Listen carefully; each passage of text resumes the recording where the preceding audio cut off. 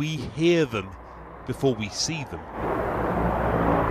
Ukrainian pilots confident enough to fly their attack helicopters, but rarely do they dare to peek above the treetops. They're heading in the same direction that we are, towards a village destroyed by Russian forces, pushed out in the last week. This is the road on which Russian troops were pushed back, and it's the road along which they may well return. They're still 2 miles away, and the Ukrainians say, although they have all the spirit to launch a counteroffensive, they don't yet have the weapons. These are the soldiers who now control the village, where fighting was fierce and where friendships were formed.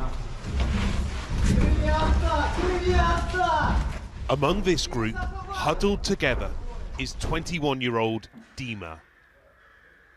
Just as he's discussing what might happen next, a call comes in warning that Russian fighter jets might be approaching. Now they say 4 airplane maybe to us. Inside their makeshift base, home and office, where men talk of their second lives back home as they live what's become their first. For Dima, that was in Dnipro with his 7-year-old brother, who he wrote to on the night of the invasion, telling him he was going to war. I tell him about he must be a man.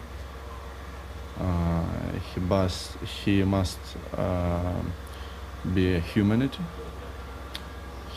He must love our mother and respect women. He must be strong. He says he now has many brothers, and in their underground bunker they're using their phones as weapons to fight a hybrid war. Every evening we call in Russia random people and speak with him. You try to tell them that?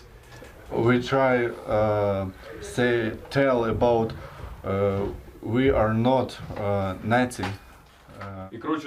Nazar is his closest friend, the only survivor when an armoured vehicle was blown up. Shrapnel is still lodged in his neck. He have 9 life, but 4 he spent. Right. He have He has 5 left. Here is how their main fight is fought.